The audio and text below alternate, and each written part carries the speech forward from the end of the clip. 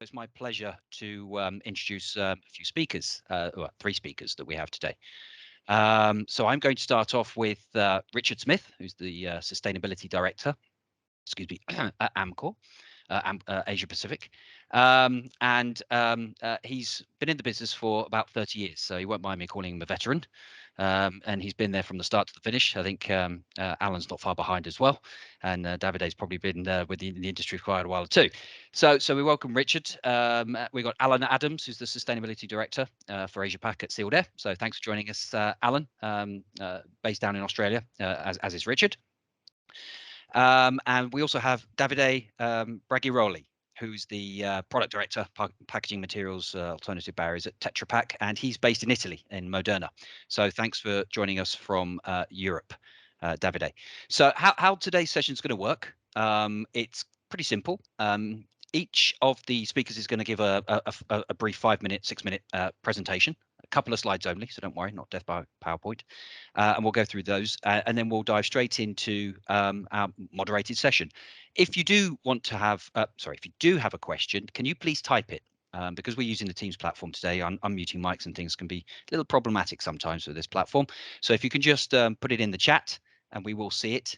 And if it's a good question, we'll ask it. And I'm sure they will be great questions. So I'm going to pass over now to Richard first, who's going to go first. It's alphabetical order.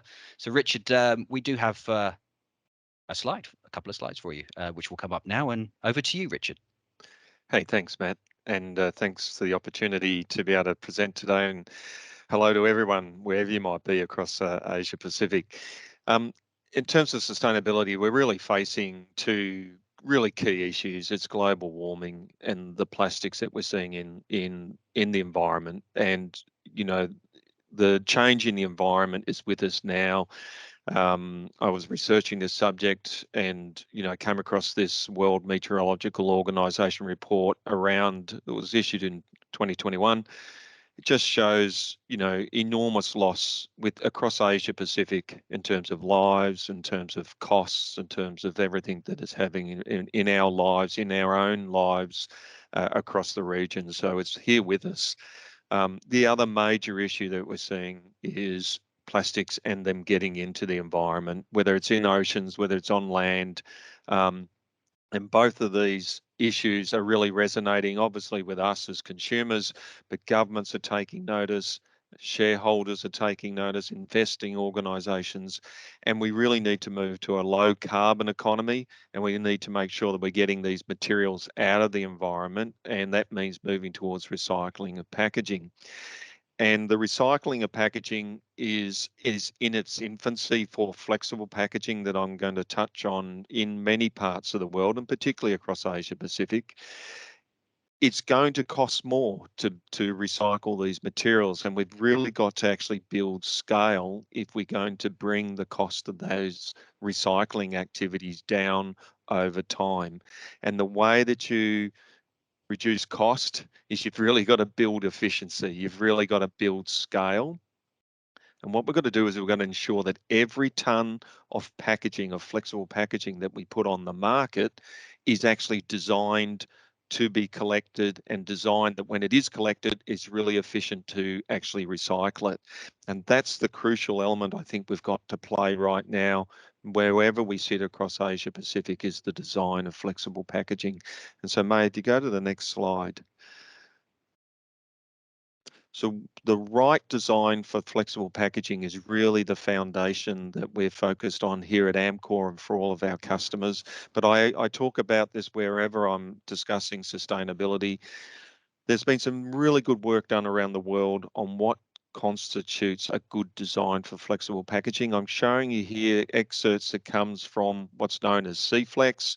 There was a project run under the Ellen MacArthur Foundation called Project Barrier, and it came up with some guidelines on how to design flexible packaging.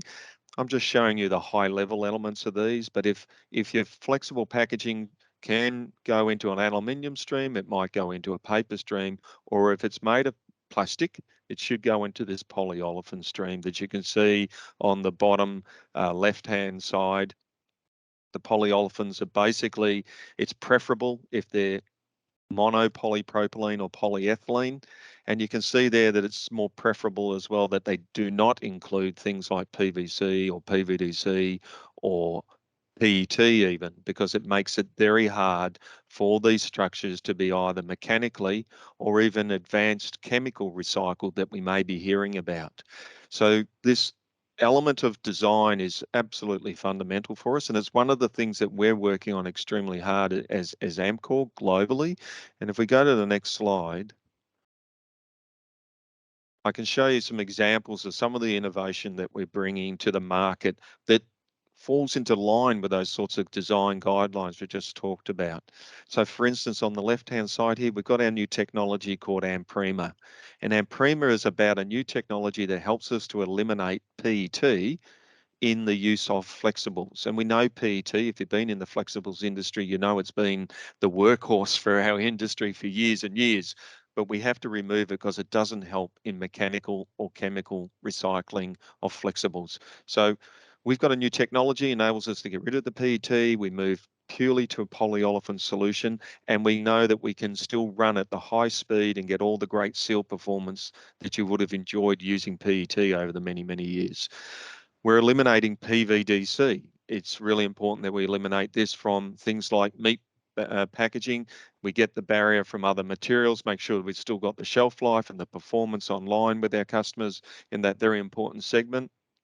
But again, making sure that we've got materials when they're collected at mass, that they can actually go into either mechanical or chemical recycling and actually really get the most value for that material when it's collected as well. And even stretching further across into the right-hand side here and the healthcare industry, PVC has been used for many, many years in the blister packaging that we love to use when we've got tablets and so forth. We've now produced our new AmSky. It eliminates the PVC, and it still ensures that we as a consumer get all the efficacy of the medicines and everything that's so important to us. We get the shelf life, we protect that medicine, and it's still user-friendly, and we can push it out of those little tablet packs like we used to, and we get an enormous, you can see, reduction in footprint through that innovation as well. So very quickly, just some examples here that show the use of those new design standards in action and innovation enabling our flexible packaging to be truly circular. And I'll stop there for the time being. So thanks very much. Great, thank you very much, Richard. I guess without delay, we move on to Alan. Please, floor is yours. Great, thank you. And yeah, look, I'd like to share a few thoughts on sustainability as we see it and some of the challenges. And I think I'm going to start off with how do we approach this from a strategy point of view. The right strategy is really to make sustainability an integral part of business. You know, we need to really design high performance materials with recycling in mind to make sustainability more affordable and to create a pathway to circularity. So some of these concepts I want to share with you because this is about how do we think collectively about how we're going to solve the challenges of making sustainable packaging.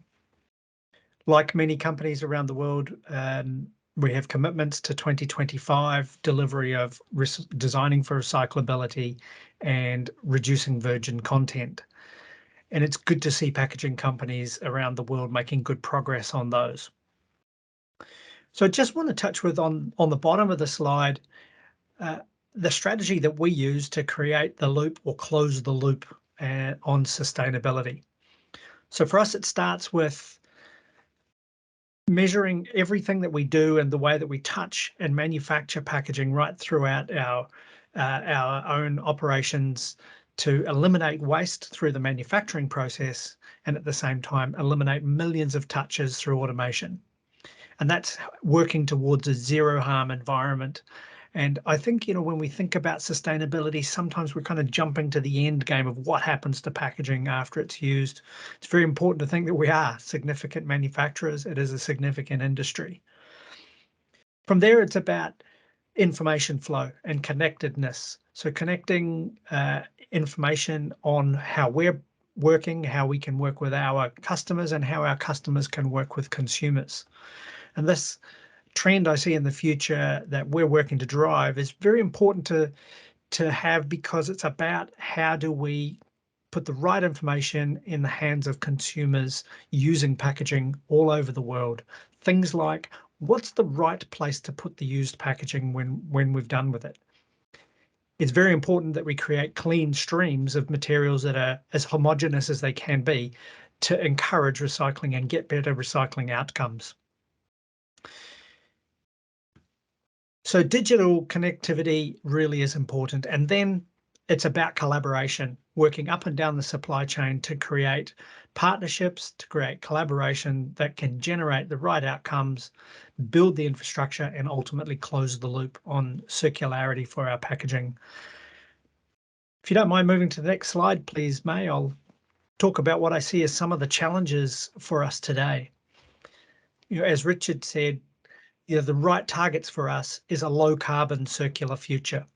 And there are so many challenges here. The food supply chain development has been largely linear in its concept from farm to fork. And this is a challenge for bringing circularity at the same time as delivering good outcomes for the food and eliminating food waste. In Southeast Asia and many parts of the world, we have a lot of cross-border trade, and that's a significant challenge if we're thinking about how do we get to circular when we've got this sort of one-way traffic of supply chains consistently. Balancing food waste and the packaging footprint is a core concept to making good decisions in the space. And then, of course, infrastructure for collection, sorting, and processing. How do we get it? What should we put in, and how is it funded?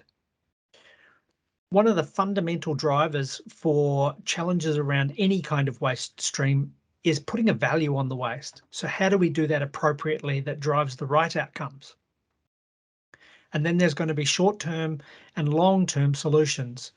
And I don't think we need to look for the ultimate goal immediately. We need to do short-term wins, step into the market today and make change. Things like ocean-bound plastics, we shouldn't have the feedstock or that waste stream in the first place. So ultimately, long-term, we don't even have it.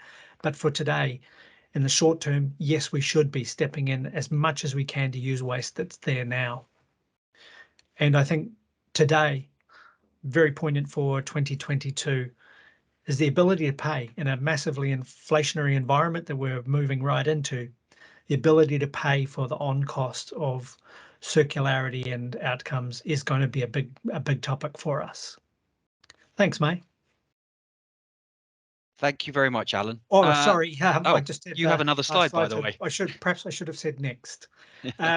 Just as to illustrate a couple of key concepts that are going on, driving technologies moving forward.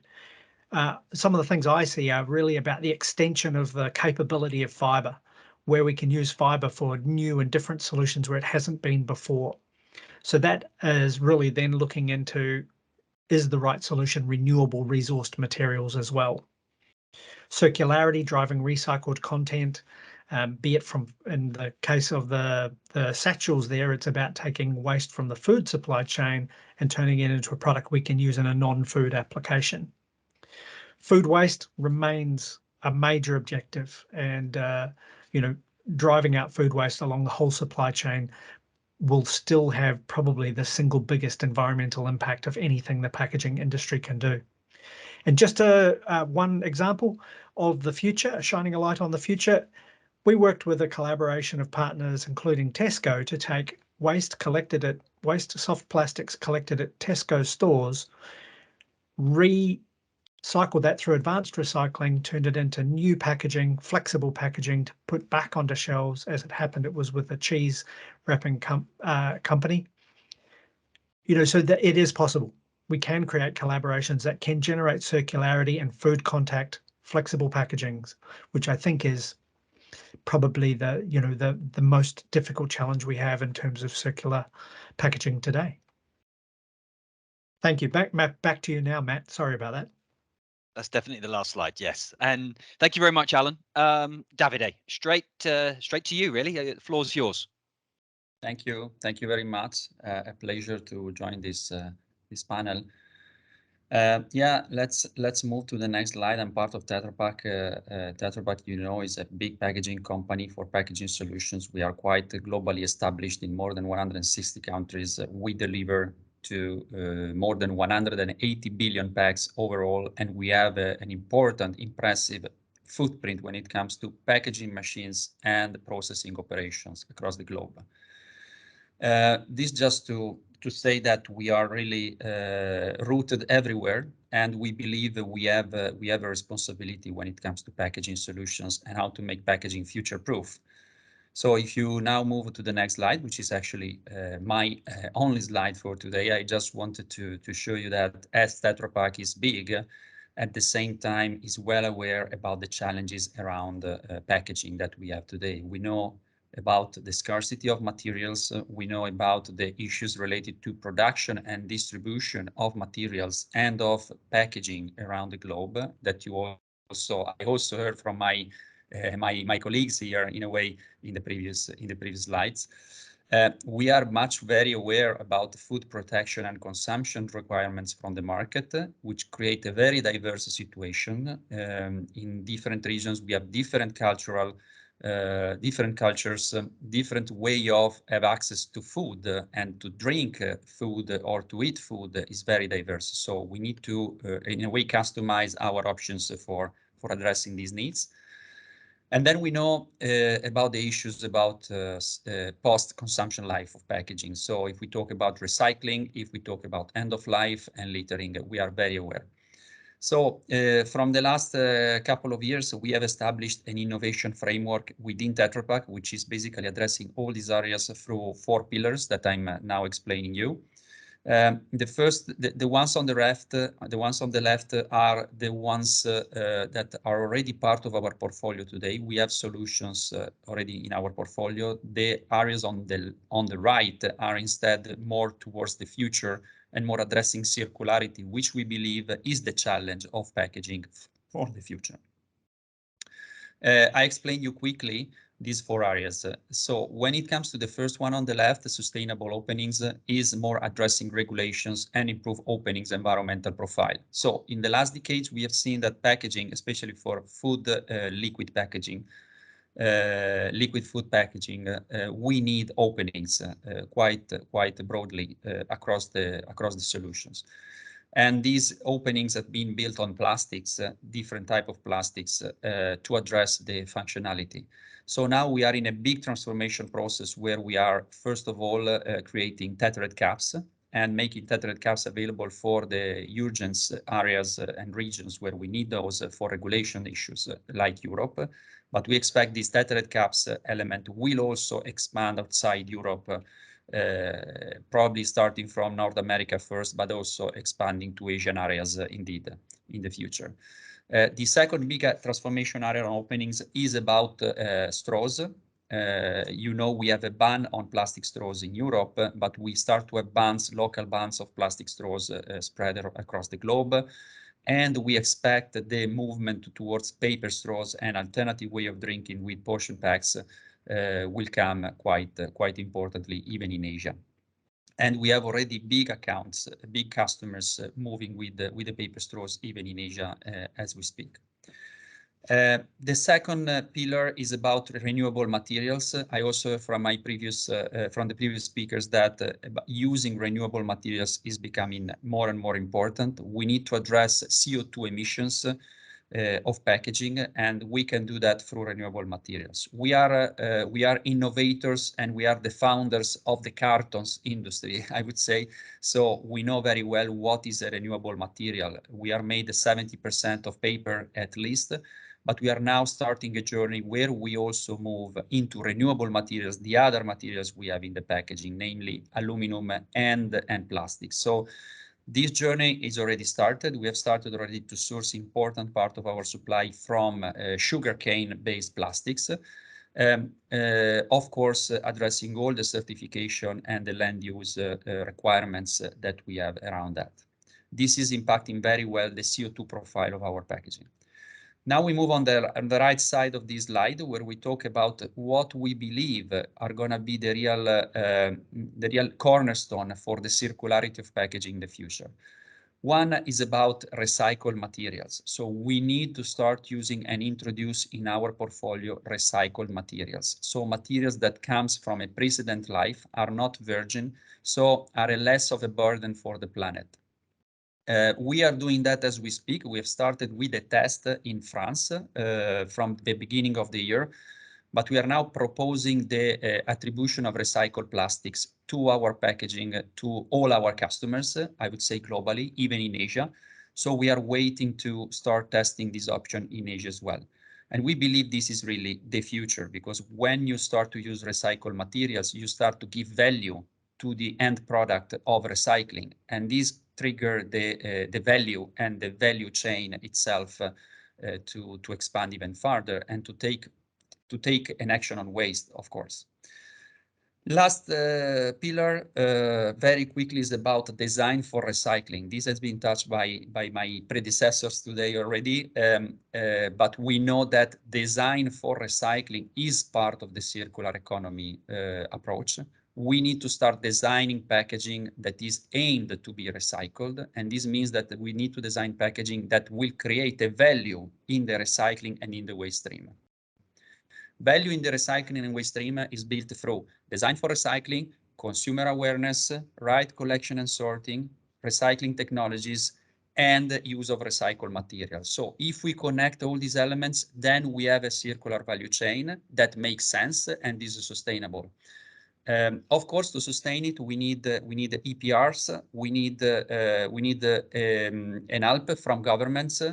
We need help that from the local regulators pushing towards this change in the industry, because the industry is being set from a single use and a linear value chain approach so far. So to move into circular, of course, we have to take action ourselves. We need to take responsibility, but we have to take it all together and with the help of governments and regulators. And with this, I close my part. I think we will touch later some of these points, right? Wonderful. So Davide, thank you very much, and to Alan and to Richard as well. Few key points I took away from that. There was a lot, to be honest, but this is just what I took away. So particularly on affordability, I want to start with affordability first, perhaps, and given the short term and the type of environment we're in today. And then there's the value of the materials, infrastructure and design as well. But let me start the first question to all three of you. So you've mentioned a little bit as well about affordability for your own customers and then the end consumer as well.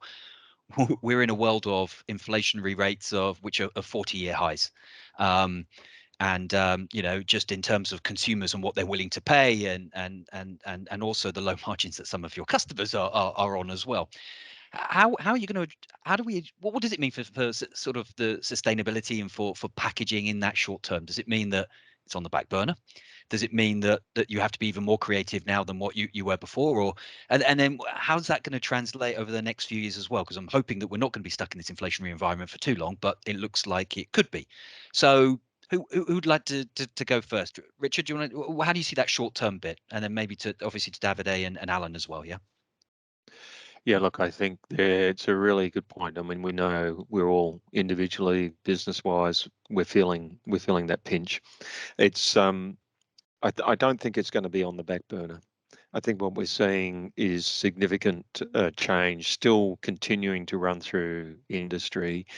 Different economies are at different points of time of that transition, but we're all going to the same place. We're all going to go to a circular economy.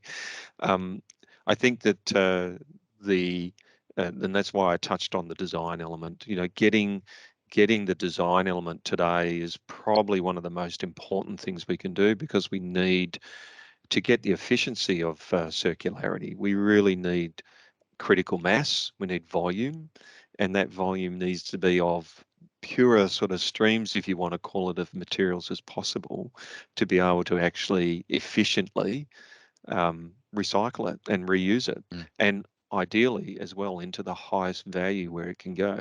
So a lot of that material ends up in the environment today because we just don't put a value on it. So I think we've really got to actually make that first step of design. I think really what's going to happen in the next few years now that we're where we are, particularly with the targets for 2025 that we see in a lot of countries about being 100% recyclable or compostable or reusable. I think that's really going to be the main driver for the next year or two at least. Yeah. Alan? Yeah, look, I agree generally, and I would say that as a proportion of products that are purchased and used in society, packaging is often not a huge proportion, and the inflationary impact on products that are purchased, like food at the moment, the packaging is probably a really small component of the increase that's being felt across the food supply chain right now. So I think we need to bring it into context.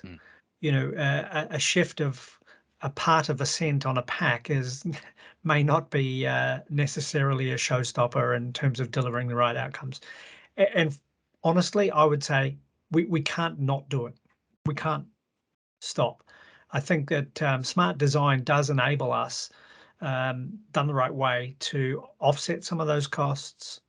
I think from a propensity to pay perspective, the part that I think is a bigger challenge is the funding of the infrastructure for recycling, which comes in such large blocks. I think that's probably a more challenging space to talk about, but not necessarily related to the inflationary environment that we're working through in terms of consumer potential to pay. David, I'll go to you, but then we'll go back to the infrastructure part, and particularly context for Asia, where we know it's pretty a challenge. So, David, do you have just another comment on this? I strongly agree with what I heard so far. On one side, I believe the infrastructure challenge is absolutely the key roadblock at the moment to accelerate the transition, which is inevitable. So the transition is already started and will not change itself. It's going to be only slower or faster. So as soon as we manage to convince all the players in the value chain that the infrastructures are absolutely needed and will create a business for all of them. And so we need to demonstrate there is a business, there is a value to do this investment, the more we will be fast. The problem is that it's an exercise of trust across the value chain, because you need volumes to do the infrastructure, because infrastructure are investments. And to demonstrate you have volumes, you need commitments from your customers, and you need in the end commitments from consumers that you cannot have in the end. So you can just research on consumers. That's why we do consumer researches every year now on sustainability.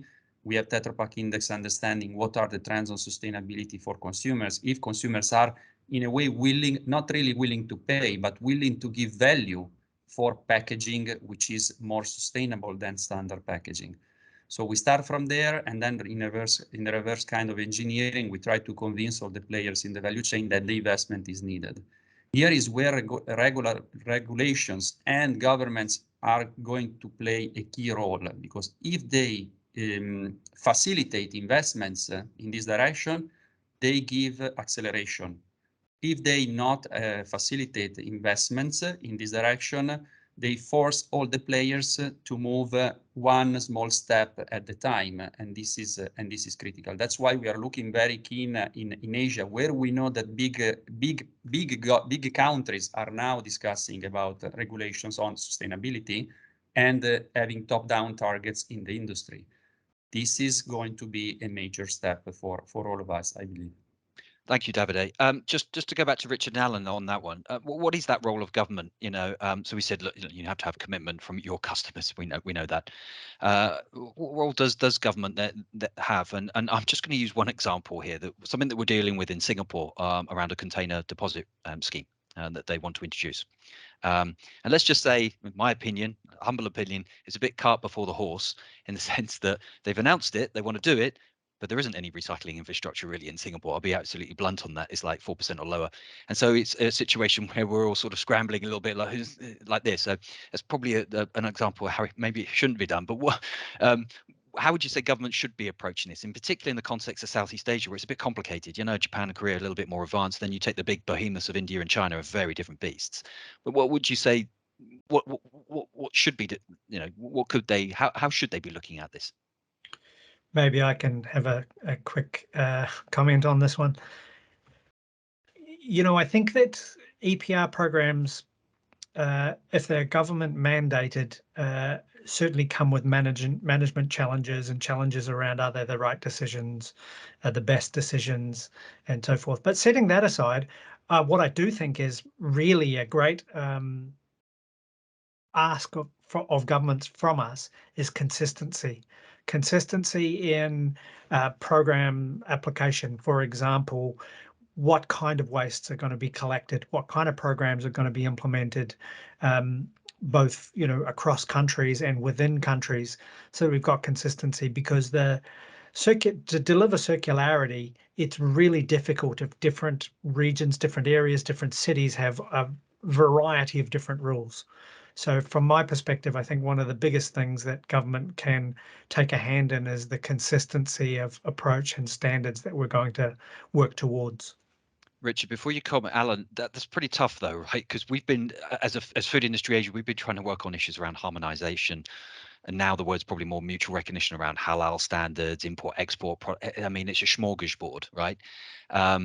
And the way that we see things perhaps developing on EPR in this part of the world already is that it's a bit of, it's different strokes for different folks. Very difficult to get that consistency. Maybe Richie could pick up on that and maybe some of your other comments on it. It's not easy. No, I'd only say you didn't ask me for the easy answer. I think what Alan has said, I totally agree with. I think that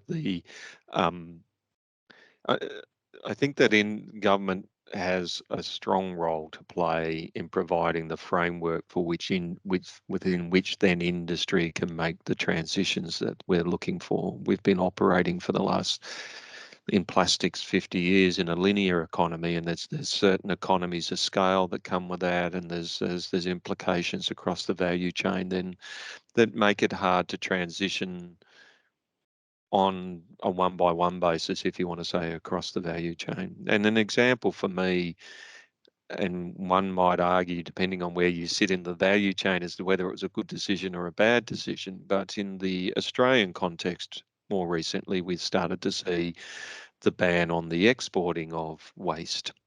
And that's had an immediate impact relative to the possibilities for of investment in mechanical recycling in this country. And that technology's been around because I was involved in setting up Australia's first recycling plant for PET back in the 1990s. It's been around for 30 years.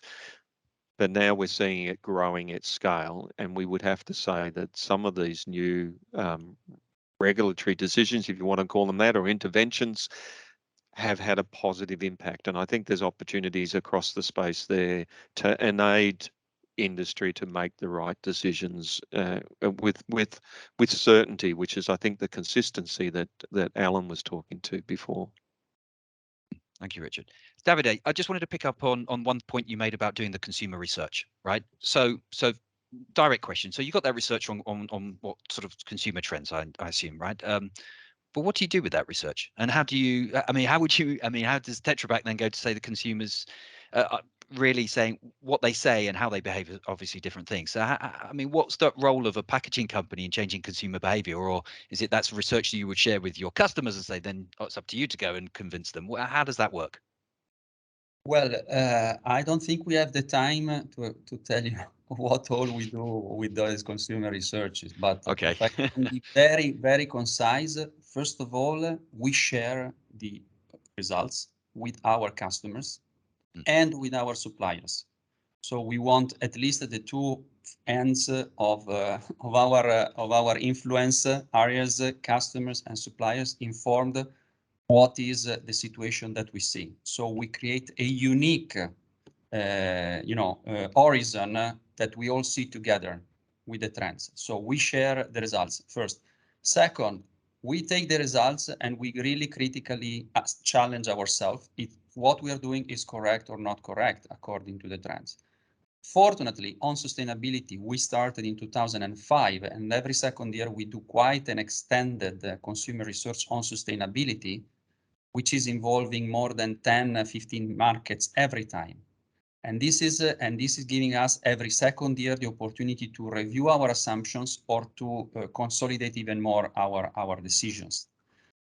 So it's part of the portfolio strategy definition. So we take the consumers' feedbacks and we implement into our product and portfolio strategy really in practice. Okay. I give you an example. I was mentioning renewable materials. I was mentioning CO2 reduction. We have been tracking from 2005 how consumers interpret renewable materials. They didn't even know at the beginning what they were talking about when they were speaking about renewable materials. Now they start to understand what is a renewable material. The same on climate change. In 2005, they didn't know what was climate change. No one was even calling it climate change. We all call it CO2, or it was carbon dioxide emissions, very technical terms. And we mapped how consumers understood those technical terms.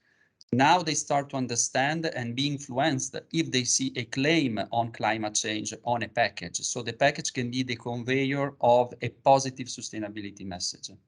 So these are really, I would say, as you mentioned, on the backbone, but this is the backbone of our product and portfolio strategy. So how consumers really understand sustainability. And now we see the next challenge is making consumers understanding circularity, which is starting to be a sort of a buzzword, but we know is the future of packaging. So that is the other element. So we get influenced, but we also then influence through our actions the consumers' behavior in the long term. Great. I'd love to see that research. You don't have to say yes right there. Alan, Richard, on that one, just on food contact, actually, let's look at Asia here on food contact. Excuse me. So, I mean, there are massive concerns around issues around food safety with consumers and even governments. So, like China's considering food contact, regulation, and on APAC, and Thailand's already put something towards the WTO. But what we know from the Chinese is they're deeply concerned, or some departments are deeply concerned about food safety. So if a government's concerned about it, what does that mean for consumers? I mean, how do we approach that? Because we this is one area where we don't ask for it very often, but we do want regulation, well functioning regulation for the food industry around food contact. So I guess how do we approach that in this part of the world where there are some big concerns, and obviously you're heavily involved in this. So what's your thought process on that? Well, I'll try first if you like, Alan. It's I think from a product safety perspective, as all of us here that are a part of major global packaging organizations, it's first and foremost on what we put onto market. So it will always be covered by the processes that we have as our sort of organizations. I think from a circularity perspective, I do see the variations that you've touched on across Asia Pacific. And again, it gets back to that certainty position that we were talking about before. It's certainly an area where, I see the challenges, let's say in China, to incorporate food grade, what we would consider to be food grade, advanced recycled materials. It's still a challenge in China. It's a challenge in Thailand. So those things, if we can provide that certainty of a framework, certainly it needs to be on the agenda. It needs to be discussed. There is work obviously happening in Europe as well around the implications of the standards that exist there, and maybe some of the challenges that's actually giving to enable us to move forward on some of the mechanically recycled materials. Nonetheless, the controls that are necessary need to be consistent, I think, is the main thing industry would be looking for across the region. Yeah, look, and I'd only add a couple of points. One is that as an industry, it's absolutely fundamental to trust and brand, to be able to demonstrate, to be able to share with consumers that they can absolutely trust our brand. And when they're shopping and looking at the retail shelves, safety of the packaging should not be a decision criteria. That said, I would agree generally that there is a lot of maturity to come to standards and understanding around recycled content, where it goes, and particularly around food contact packaging. We have a hierarchy of different types of recycling here. There's not just one type of recycled material. We've got industrial, we've got post-consumer, we've got different consumer sources, we've got mechanical recycling, we've got advanced recycling. We definitely have maturity to come in the whole space.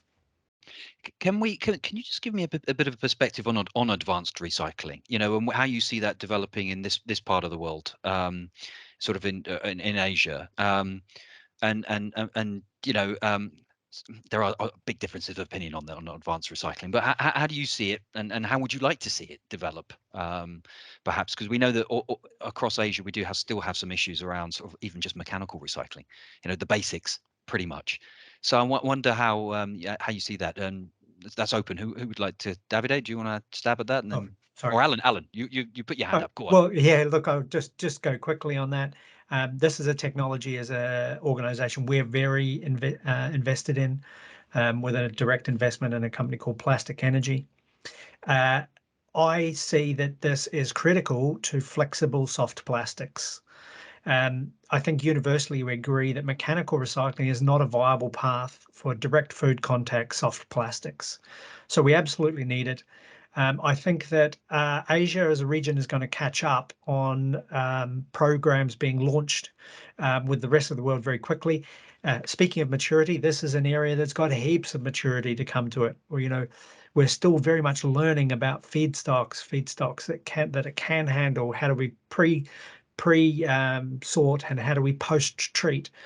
The whole industry has massive amounts of maturity to come to it, and there will be an absolute explosion in my view of programs coming online and around about 2025. And those of us with 2025 commitment are counting on some of these, I believe.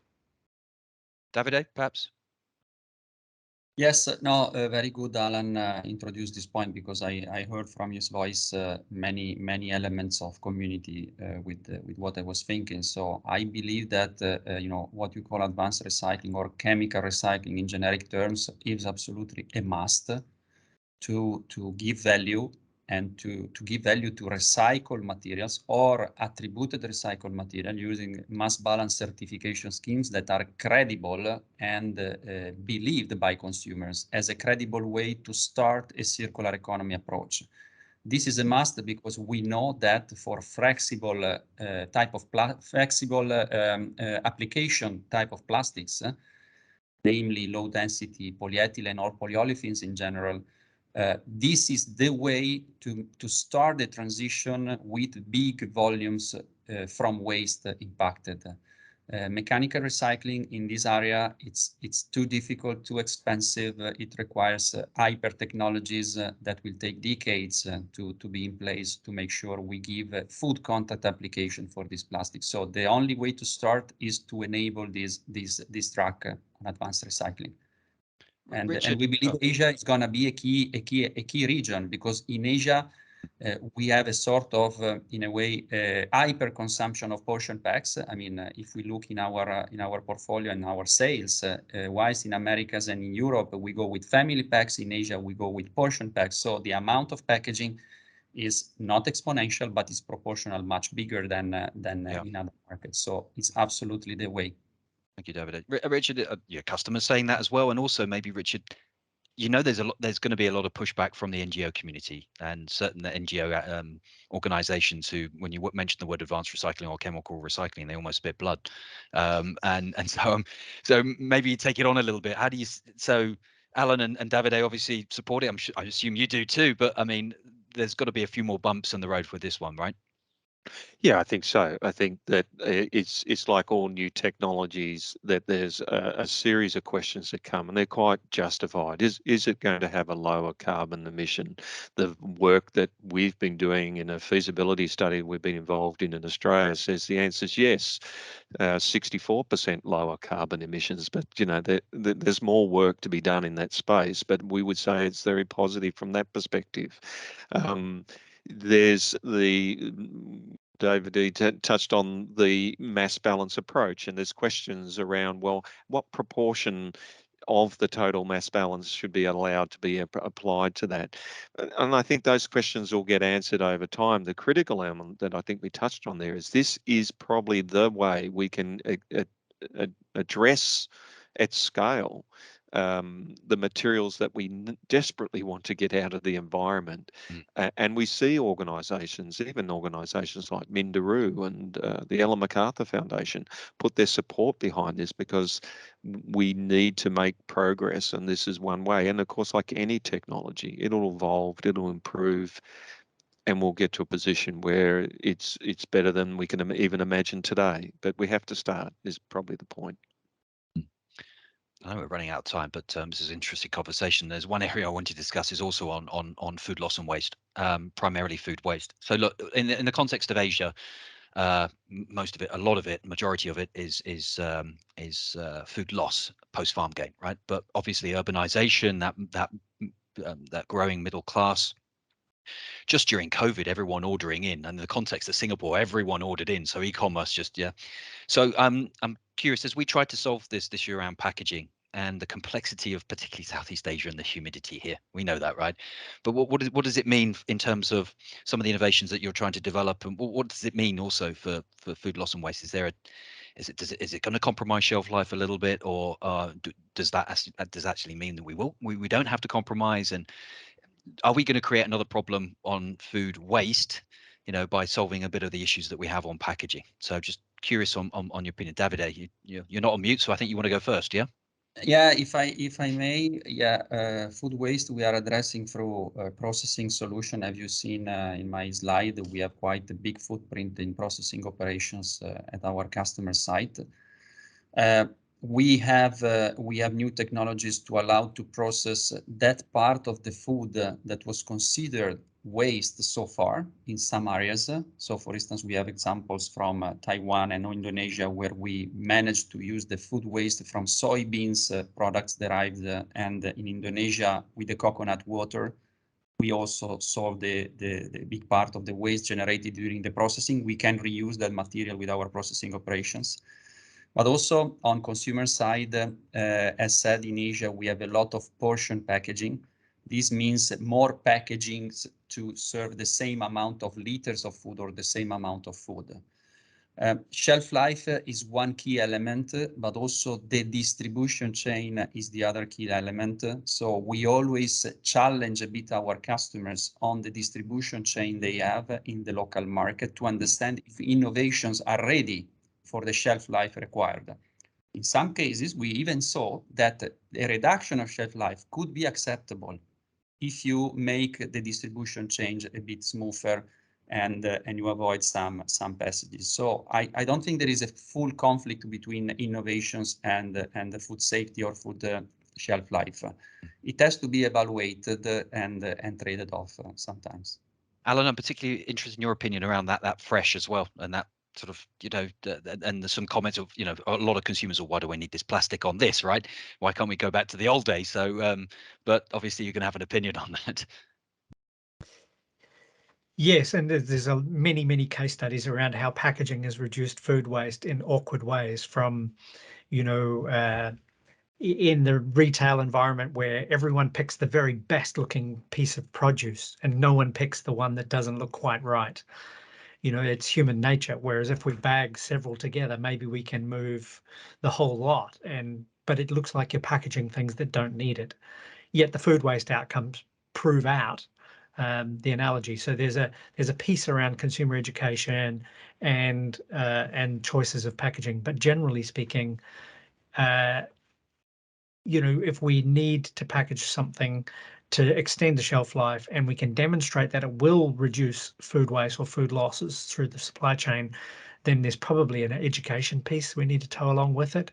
Our experience is when you tell consumers why the packaging is there, you get a completely different response to if you just put it in front of them unmetered. The other thing I would like to make in this space is that the packaging industry innovation in this space has so much potential to reduce food losses and waste.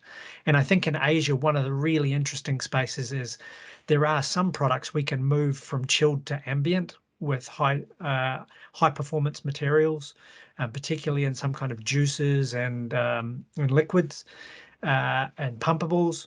Those outcomes are amazing in a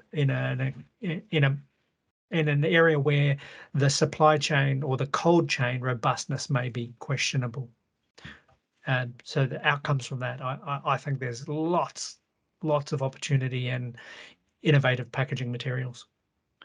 Richard, I have a different question for you before we close up. We've gone over time a bit, but I'm just interested. So it's picking up a little bit on what Alan said earlier about we would love to have a consistent approach across governments, right? But in Asia, that's pretty damn difficult. And I know that you mentioned about CFlex as well, what they're doing in Europe. I mean, is there scope, or is there a need to have a bit more of a coordinated approach from industry across Asia, or at least from Southeast Asia, perhaps? And if there is, what would that look like? Because we have a network of associations and the Aussie Food and Grocery Councils down Australia, and we're all doing our little bits here and there, but it just seems that it's crying out for a little bit more. If we want more consistency, how do we go about that? I mean, you look at what happened in Europe, and maybe this is the place to play for an organisation. You look at like the Consumer Goods Forum that's representative right across all of those different countries in Europe, and right across the value chain, and they have issued their golden design rules, which align with that whole CFlex project barrier approach. Definitively, that has got value, and it's an organisation under which people can collaborate and work together across that entire value chain. So I definitively think there's a space for that, Matt. When I do talk within different countries, with different industry organisations, I do try to deliver the same message around flexibles and where we need to go for the future. It would be ideal if there was an organisation that helped bring us together around that. For sure, I would support that every day. Okay, great. Well, look, we have gone over time, but it's been a fascinating and excellent conversation. So thank you very much indeed for everyone who stuck with us of 5, 6, 7, 8 minutes over. So I'd like to thank Richard and Davide and Alan for your time and your input today, and to everyone who joined the webinar. It's been really great. So thank you very much indeed for your time. And have a good afternoon or evening or day, Davide, wherever you are in the world. So thank you very much, everyone. Bye-bye. Thanks, everyone. Bye-bye. And thank you, Matt. Good job. Yeah, thanks. Cheers. Thanks. Yeah, well done, Matt. Thank you. Thank you. Bye-bye, everyone.